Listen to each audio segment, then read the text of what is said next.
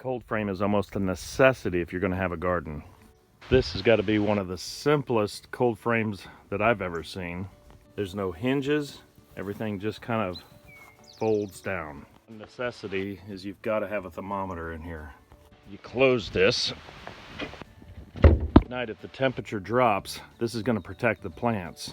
Been plenty of times it's been below 32, but inside it's like 50 degrees. There's a flat spot up here, so when you open it up, everything will rest on that flat spot. This is a very heavy door, but no hinges. This prop stick to hold the door up. Daytime, this thing is almost always up. If you forget to lift this thing up, it can be like 120 degrees in there, and it'll scorch the plants. We started these kale plants in early, and now they're big enough that we can actually put them into the garden, and they're doing really well. The second year kale, and you can see the flowers on top.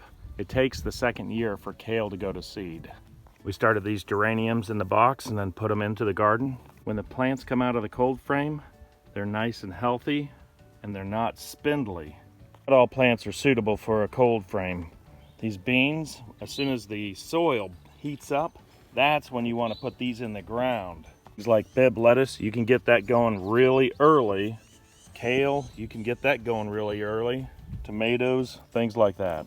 You put them in the ground and everything starts to get cold, you can put a milk jug over it to keep everything kind of warmed up. The temperature outside gets too warm, you want to take these off because you don't want your plants to burn. The ground all tilled up and start putting these tomatoes in. We'll take a stake, we'll put it in the ground, and then the string will allow the tomato to grow up the string.